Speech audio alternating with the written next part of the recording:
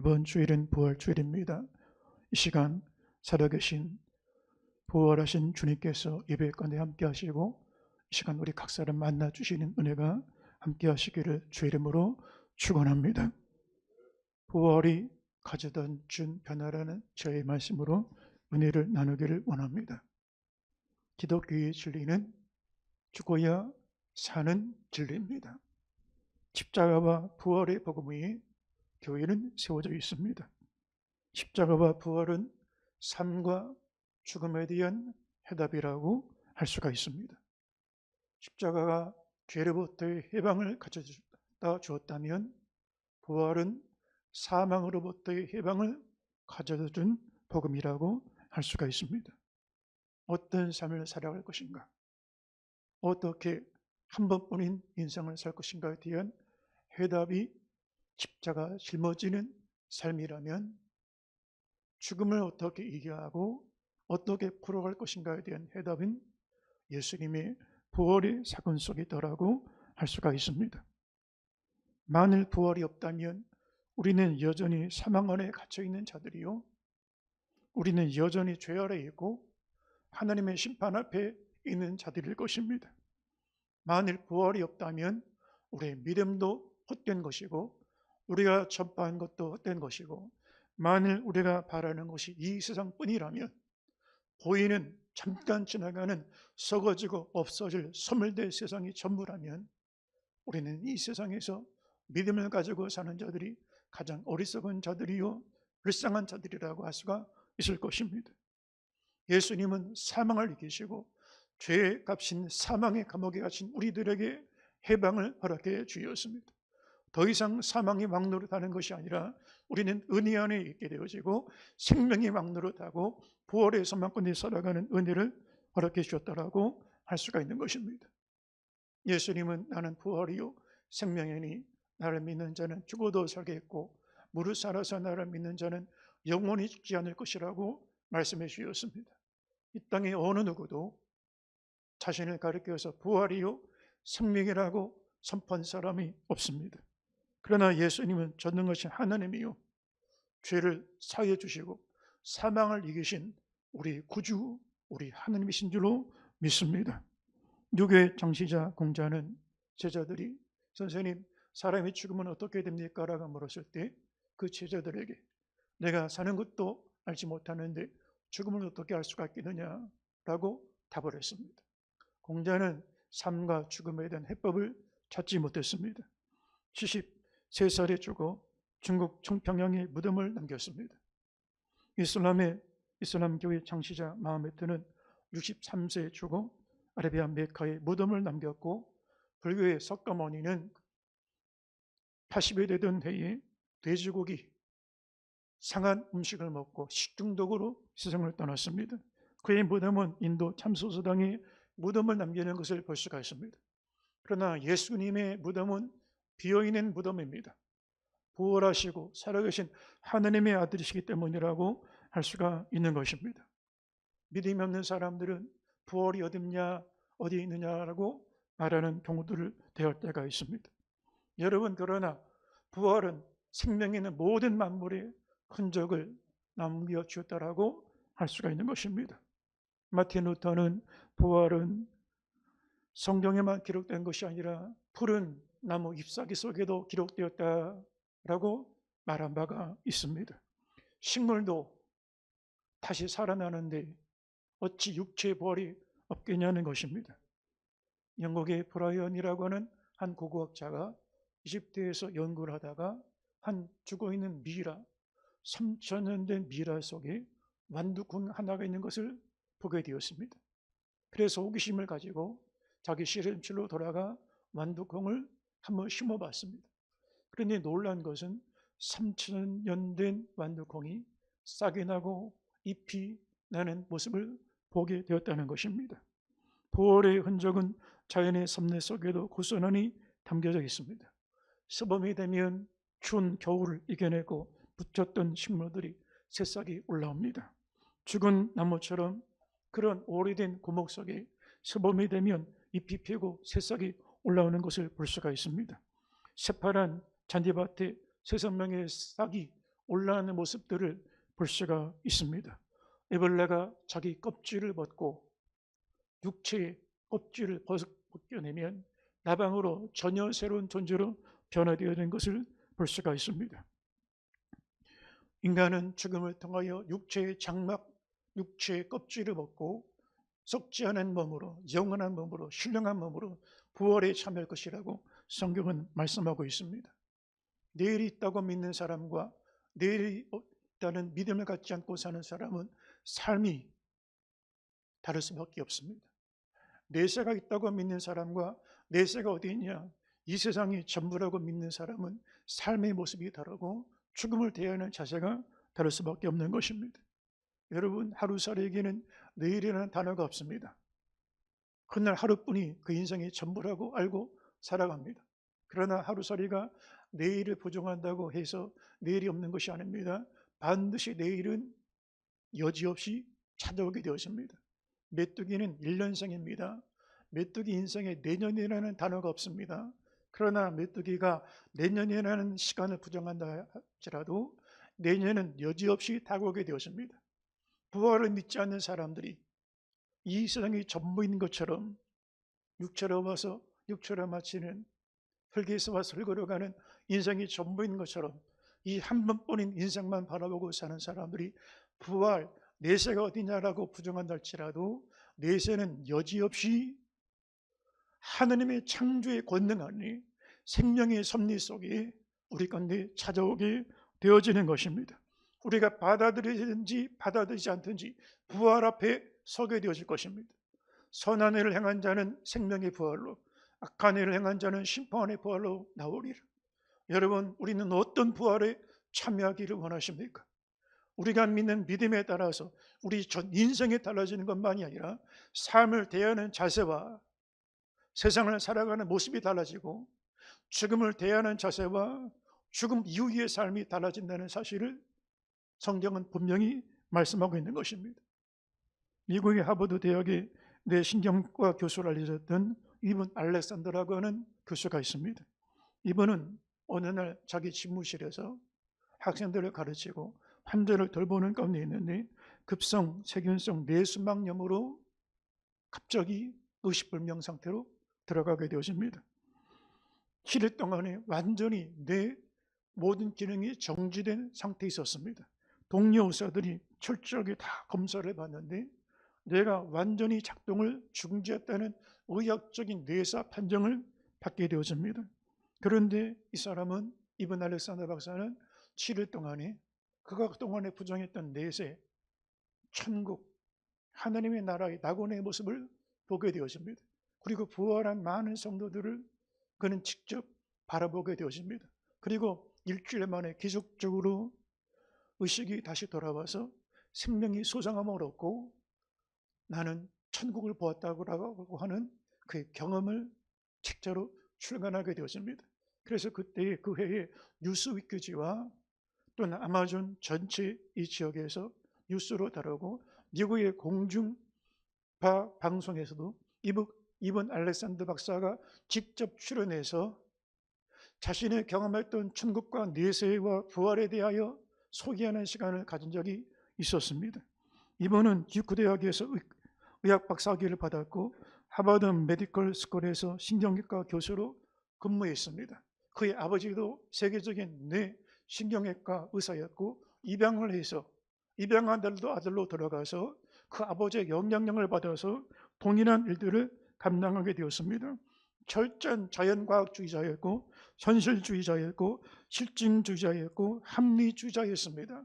부활이 어디냐? 기독교는 거짓말하는 종교다. 과학 외에는 믿지 않았던 실증주의자였습니다. 그런데 그가 이 7일 동안의 임사 경험, 의식불명 상태에 있다가 그 영혼이 자기 육체로부터 확 떠나나와서 그리고 영원한 천국과 하나님의 거룩한 영광을 경험한 이후에 부정할 수 없는 천국, 부정할 수 없는 내세, 부정할 수 없는 부활을 직접 증거하는 증인으로 바뀌어지는 것을 볼 수가 있습니다. 여러분, 우리가 이 세상에 한 번뿐이라고 하면 마음대로 살아도 누가 뭐라고 할 사람 없습니다. 먹고 싶은 거 먹고 즐기고 싶은 거 즐기고 내가 하고 싶은 거 다 해도 누가 뭐라고 할 사람 없습니다. 그러나 한 번 죽는 것은 정한 것이요 국의 심판이 있으리니 반드시 심판이 있습니다. 무슨 말을 하든지 무슨 생각을 하든지 무엇을 심었든지 무엇을 거뒀든지 어떤 행동을 했든지 사람들이 알든지 모르든지 은밀하게 내가 혼자서 어떤 마음을 품었고 어떤 생각을 내가 가졌고 어떤 말을 했는지 내가 기억조차 못하는 모든 일들까지 사람이 무슨 무익한 말을 할지라도 내 심판날에 내 말로 의롭다함 받고 내 말로 정죄를 받으리라. 여러분, 그래서 부활신앙이 있는 사람들은 함부로 말할 수 없습니다. 함부로 사람들 앞에 교만할 수 없습니다. 함부로 육신의 정욕을 쫓아 살아갈 수 없습니다. 가볍게 말하고 가볍게 행동하고 가볍게 생각하며 살아갈 수 없습니다. 왜냐하면 우리 말과 행동이 마지막 심판 때 주님 앞에서 다 드러날 것을 알기 때문인 것입니다. 그래서 살아가는 것이 두려운 것입니다. 부활신앙 있는 성도들 삶 앞에 겸손하게 살아가 하느님이 주신 시간입니다. 자고하지 않습니다. 교만할 수가 없습니다. 고개를 들 수가 없습니다. 하느님 주신 시간, 선물로 주신 것입니다. 헛되게 쓸 수가 없습니다. 하느님 주신 건강, 내 몸을 죄의 병기로 쓸 수가 없습니다. 의의 병기로 들여서 주의 선한 의를 감당하기 위하여 내 몸을 성전 삼고 내 손과 발을 드릴 수밖에 없게 되어지는 것입니다. 주신 생명, 한 번뿐인 생명, 후회할 수 있는, 그런데 죄짓고 방탕하고 일락과 정적해져서 살아갈 수 없는 것입니다. 부활신앙인들은 함부로 살지 않습니다. 삶 앞에 겸하고 두렵고 떨림으로 살아갑니다. 그러나 부활신앙이 없는 사람들은 두려움이 없습니다. 사는 것 두려움 없습니다. 누가 뭘 할 사람이 없습니다. 마음대로 흥청망청 먹고 마시고 즐기고 하고 싶은 대로 말하며 살 수 있습니다. 그런데 마지막 심판이 두려운 것입니다. 그래서 죽음의 순간에 가장 극렬한 공포 속에 죽음을 맞이하게 되어지는 것입니다. 임종이 다릅니다. 여러분, 임종하는 모습만 봐도 이 사람이 부활신앙인인지 부활신앙이 없는지 알 수가 있습니다. 여러분, 성도들의 죽음을 목사는 많이 경험합니다. 어느 한 해에는 30번이 넘게 장례를 치른 적이 있습니다. 12월 31일 날 장례를 치렀는데 1월 1일 날 또 연락이 와서 장례를 치렀습니다. 그런데 마지막 연습하고 수의를 펴주고 마지막 유가족들과 떠나는 특별 인사를 할 때 모습을 보면 얼굴이 다릅니다. 부활신앙이 있는 성도들은 아주 참 편안하게 천사 같은 모든 인생의 짐들을 다 내려놓는 그런 안식하는 그런 시간으로 얼굴이 편하게 임종을 맞이합니다. 그런데 부활을 경험하지 못한 성도들은 죽음의 순간에 그 눈을 감을 때 가장 극렬한 공포를 가지고 삽니다. 그래서 얼굴을 봐도 큰 고통과 공포심을 경험하고 마지막 눈을 감았던 것을 직접 바라볼 수가 있게 되어지는 것입니다. 부활 신앙을 가진 성도는 죽음을 대할 때 패자로 대하지 아니하고 승리자로 당당하게 죽음을 맞이하게 되었습니다. 우리는 패자로 삶을 살아갈 것입니까? 승자로 삶을 대할 것입니까? 패자로 죽음을 대할 것입니까? 승자로 당당하게 준비된 복된 죽음을 맞이할 것입니까? 미국의 유명한 부흥사였던 무디는 마지막 그가 임종을 할 때 둘러섰던 가족들과 지인들 앞에서 이렇게 얘기하고 눈을 감았습니다. 보라, 영화스럽도다. 이 땅이 물러가고 하늘이 임하는구나. 전능하신 하느님이 나를 부르신다. 여러분, 내일 조간신문에 무디가 죽었다는 뉴스가 기재가 되거든 믿지 마십시오. 나는 여러분이 보는 것처럼 하나님께로 올라가고 있습니다. 그리고 영광 중에 눈을 감았습니다. 이화여대 총장을 역임했던 김환란 박사는 내가 만일 죽거든 슬퍼하는 애가를 부르지 마십시오. 나는 아버지 집 천국으로 가니 장구를 치고 불을 치면서 춤을 추며 나를 천국으로 보내주십시오.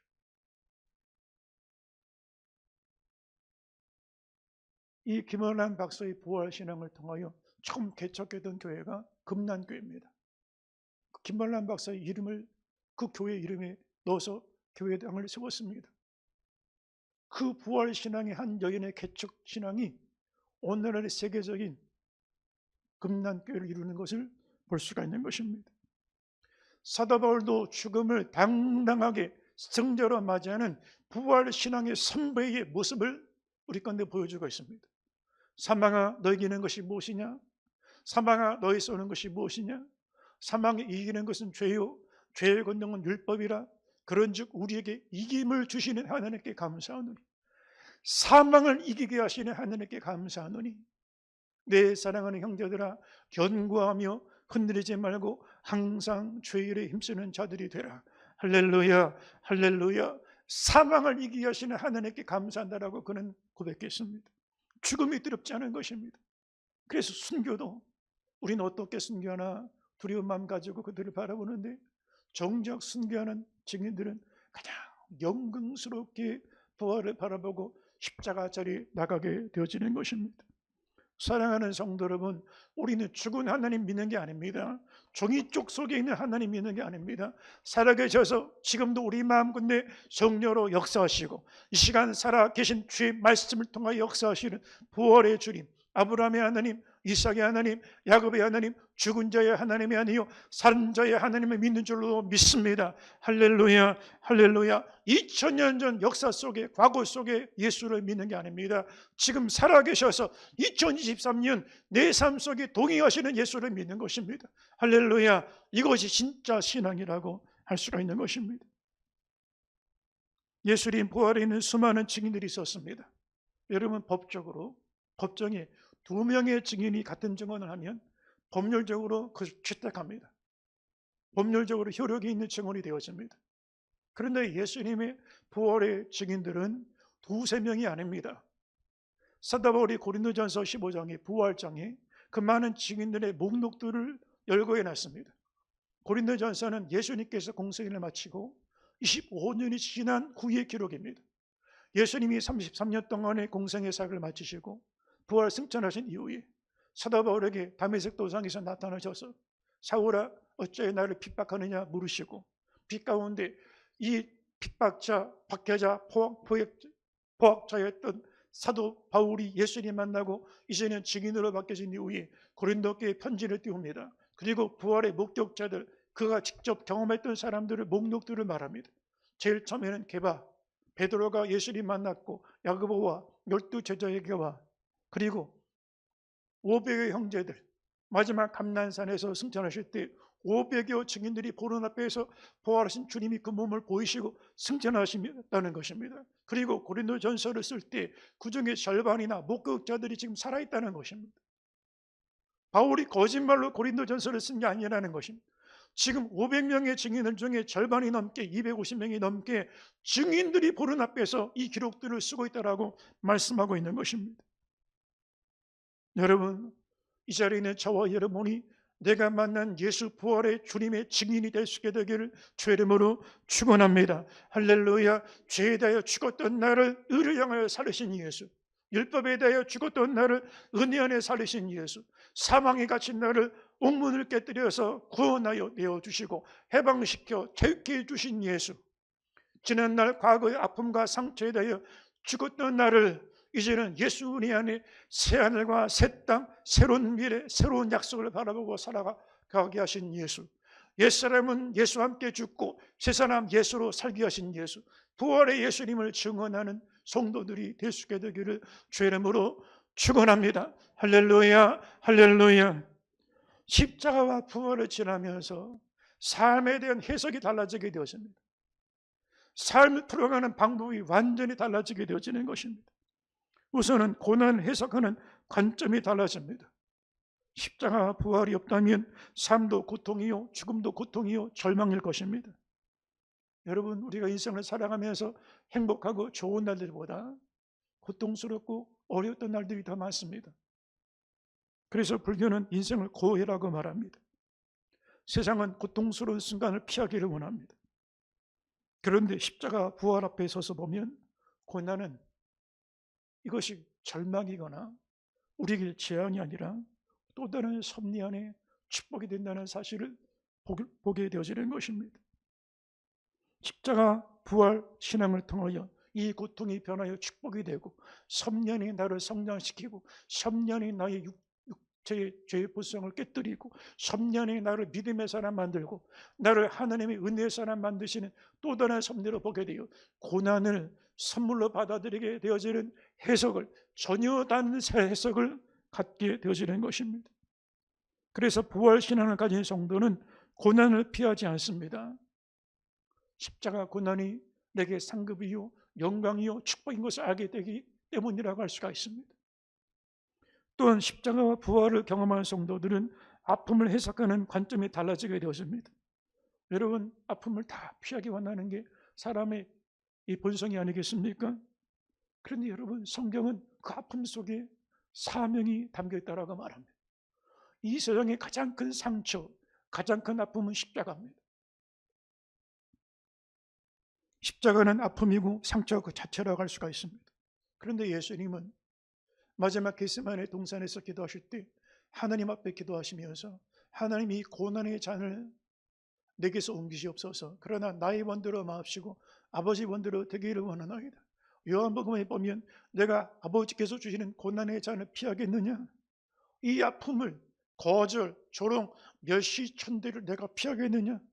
그리고 못 박혀 죽임당하는 걸 내가 피하겠느냐? 고난의 잔을 기꺼이 대하겠다라고 기도하시는 것을 볼 수가 있습니다. 예수님에게는 십자가의 아픔이 예수님에게 허락하신 사명이었습니다. 우리 대한민국은 지구상의 유일한 분단의 아픔을 가진 나라입니다. 이 분단의 아픔을 우리는 회피하길 원합니까? 분단의 아픔은 이 시대를 살아가는 한국교회 성도들에게 주신 영적인 사명이라고 할 수가 있는 것입니다. 지난 3년 동안에 2, 3년 동안에 코로나 바이러스로 인한 큰 고통과 아픔을 겪었습니다. 한국교회가 아픔을 보면서 나만 잘 살면 된다고 생각하고 피하기를 원합니까? 내 육신만 편하면 되고 나은 사람만 안락하면 누리면 된다고 생각합니까? 그러면 교회가 교회 사명을 저버린 것 아닙니까? 지난번에 강원도에 산불이 났습니다. 그런데 강원도 도지사가 골프 연습장에서 연습했다는 뉴스가 나왔습니다. 여러분, 지금 자기 이웃들은 산불 때문에 지금 생명과 재산을 잃어버리고 큰 피해를 입고 있는데, 지도자가 골프 치면서 웃고 즐기고 나만 편하게 살면 된다고 생각하는 것이 지도자라고 할 수가 있겠습니까? 오늘 교회는 고통을 마주하기를 원치 않습니다. 십자가를 무통주사처럼 생각합니다. 그래서 어려운 문제가 있으면 제단에 나와서 기도합니다. 그리고 십자가 주사 한 대 딱 맞고 진통주사 한 번 맞고 위로받고 평안을 찾고 들어갑니다. 십자가가 무통주사가 아닙니다. 진통주사가 아닙니다. 아픔을 제거하는 주사가 아닙니다. 십자가를 질수록 더 아픔이 있습니다. 분명한 것은 우리가 깨어 기도하기 원하고 깨어 경건한 믿음의 삶을 살기 원하면 믿음 때문에 당하는 상처와 아픔이 있게 되어질 것입니다.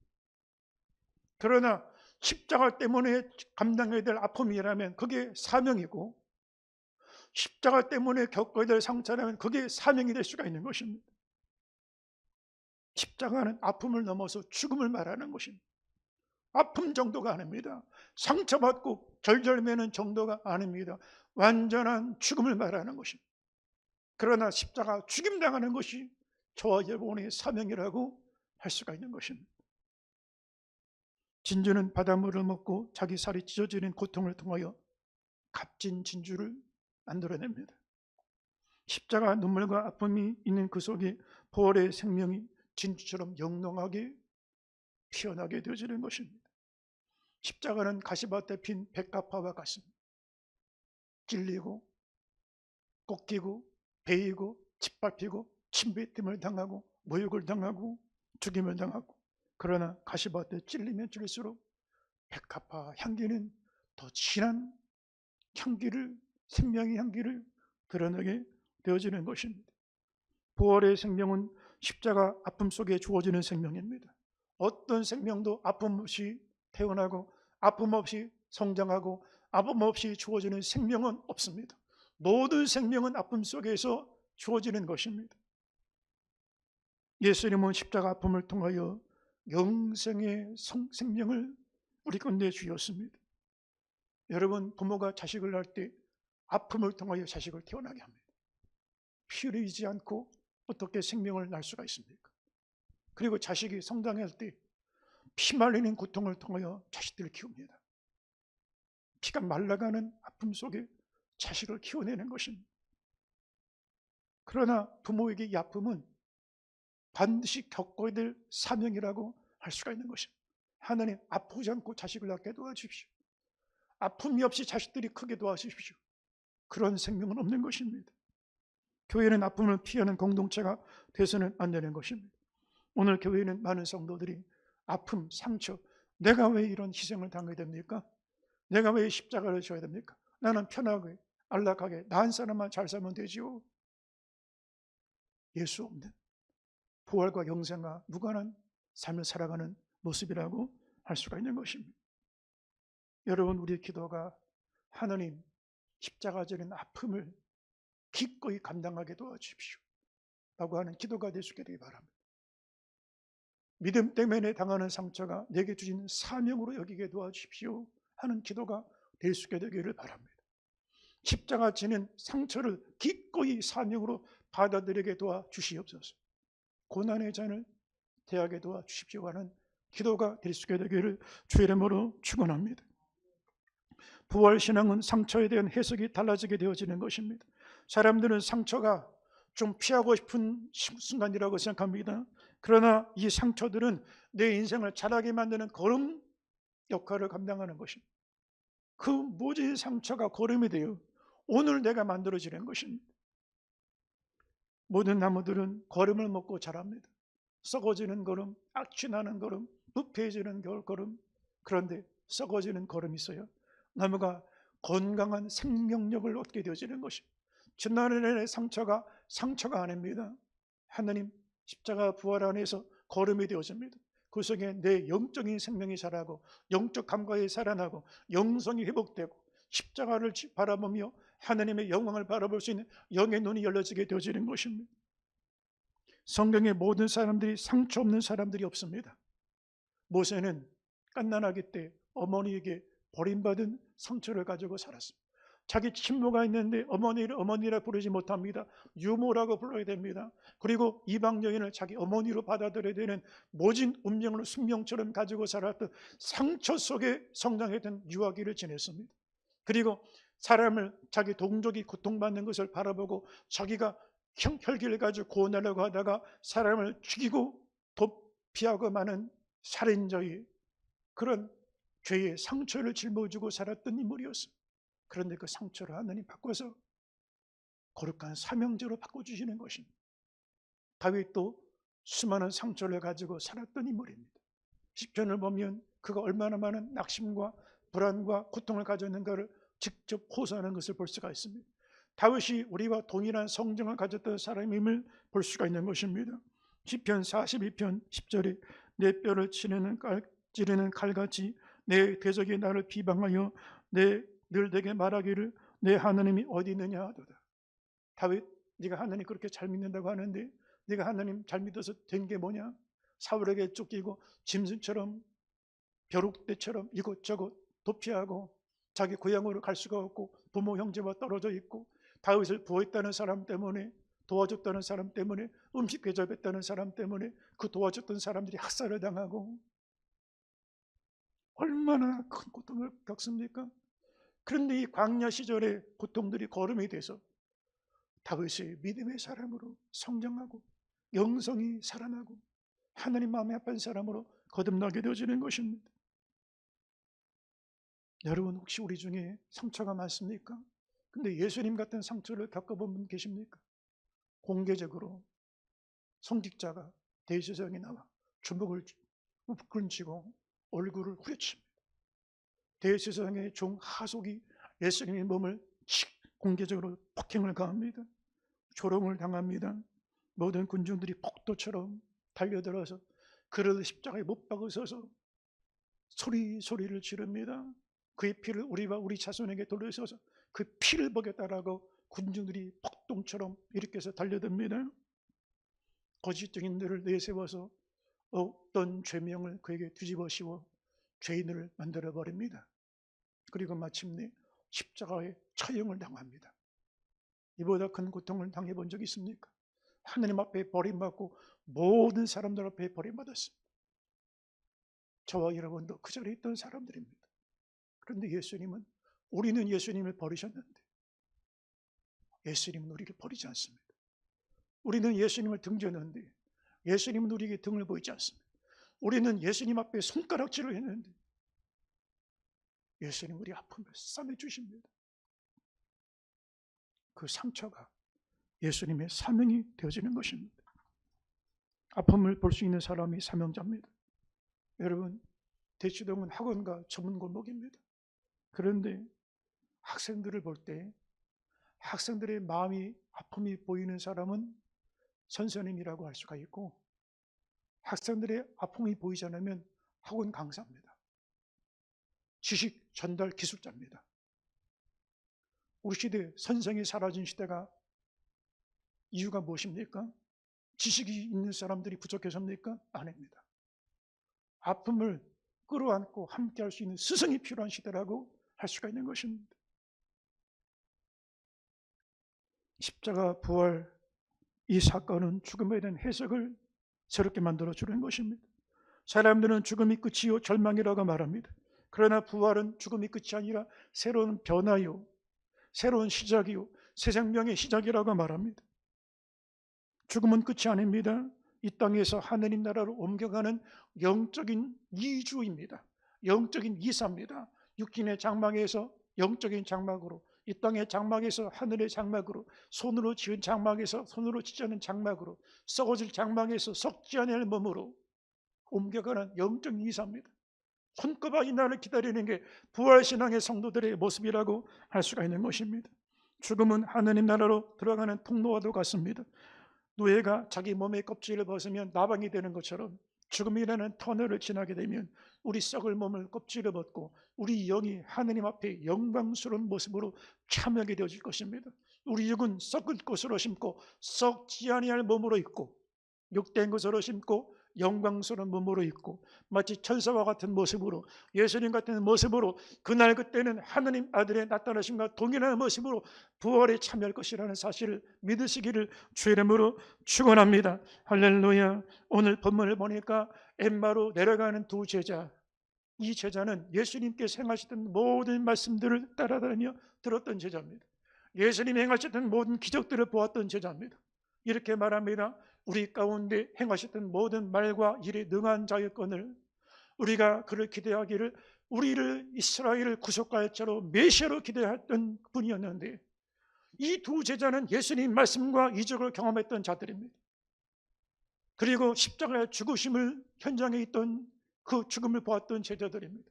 그리고 이제 안식구 첫날 새벽 미명에 여인들이 무덤에 가서 예수님 시체의 향유를 가져다가 예수님을 발라드리러 갔는데 무덤 문이 열리고 시체는 보이지 않고 천사들이 나타나 예수님이 죽은 자 가운데 살아나셨다 하는 여인들의 증언을 들었던 제자들이었습니다. 그리고 여인들의 증언을 듣고 난 이후에 다른 제자들 중에 일부의 제자들이 예수님 무덤에 가서 확인해보고 무덤이 비어 있었다라고 하는 얘기를 들었던 제자들입니다. 그러나 믿지 않았습니다. 여러분, 들었던 예수, 배웠던 예수는 아무 힘이 없습니다. 누가 말하는 부활, 누가 전하는 부활은 아무 힘이 없습니다. 이들은 지금 낙심하고 예루살렘에서 엠마오로 25리 정도 떨어진, 6km 정도 떨어진 자기 고향 집으로 돌아가고 있습니다. 어깨는 축 처져 있고 고개는 떨고 있고 가슴은 쓸쓸하고 의심과 낙심, 절망과 두려움. 내가 사랑했던 예수는 십자가에 처절하게 죽임당했고, 여인들이 말하는 부활, 또 제자들이 말했던 빈 무덤, 이 슬퍼하고 낙심하는 마음 가운데 부활에 대한 감흥이 없습니다. 그런데 길을 가는 두 제자에게 어떤 한 분이 같이 동행하시는데 예수인지를 알지 못했습니다. 그리고 당신이 어디서 왔습니까? 내가 지금 예루살렘에서 온다는 얘기를 듣고 당신이 예루살렘에서 이루어진 일들에 대하여 알지 못합니까?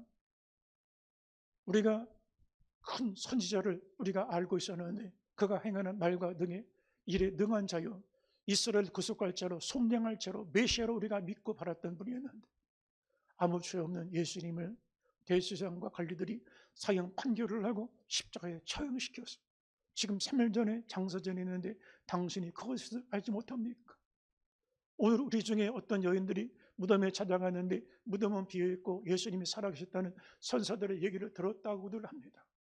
그리고 제자들도 무덤에 가서 무덤 비어있는 것을 보고 왔다라고 합니다. 그러나 우리는 믿지 못하고 지금 내려가고 있습니다.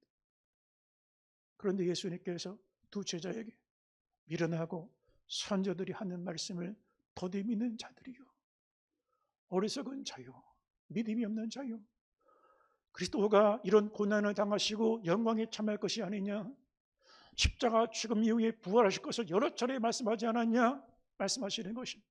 그리고 말씀을 나누는 중에 해가 저물고 예수님은 다른 길로 가려고 하시는데 두 제자가 강권하여 그리 가지 마시고 우리 함께 유하사이다. 해가 저물고 날이 기울었으니 우리가 함께 음식을 나누십시다.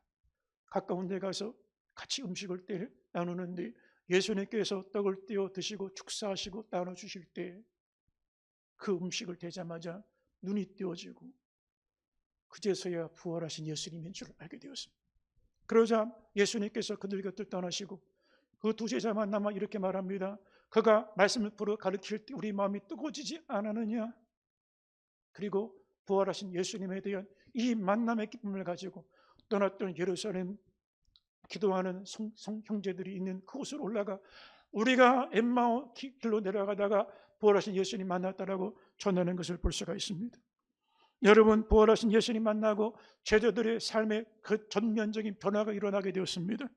그들의 눈이 띄어지게 되었습니다. 그들이 부활하신 예수님 알지 못했을 때는 바로 옆에서 떡을 떼고 바로 옆에서 말씀을 전하시고 길 동행하시는데도 예수님인 줄 알지 못했습니다. 그런데 성경의 누가복음 24장 30절을 보니까 그들과 함께 음식 잡수실 때에 떡을 가지사 축사하시고 떼어 그들에게 주시니 그들의 눈이 밝아져 그인 줄 알아보더니 예수는 그들에게 보이지 아니하시는지라 그랬습니다. 예수께서 떡을 떼어 주실 때 눈이 열려져서 예수를 보게 되었다는 것입니다. 할렐루야, 할렐루야. 사람에게는 육신의 눈이 있습니다. 보이는 현실, 세상을 바라보고 사는 눈. 두 번째, 마음의 눈이 있습니다. 이 마음의 눈은 육신의 눈을 감고 가족의 마음, 형제의 마음, 이 시대의 고통을 들여다볼 수 있는 마음의 눈을 말하는 것입니다. 그런데 믿음의 사람에게는 제3의 눈이 있습니다. 영적인 눈이 있습니다. 부활하신 예수님 이 시간 예배 중에 저와 함께 하시고 성령으로 역사하심을 볼 수 있는 눈을 말하는 것입니다. 고난 이면의 영광을 바라볼 수 있는 눈을 말합니다. 상처 이면의 사명을 바라볼 수 있는 것을 말하는 것입니다. 시간 넘어 영혼을 바라볼 수 있는 눈을 말하는 것입니다.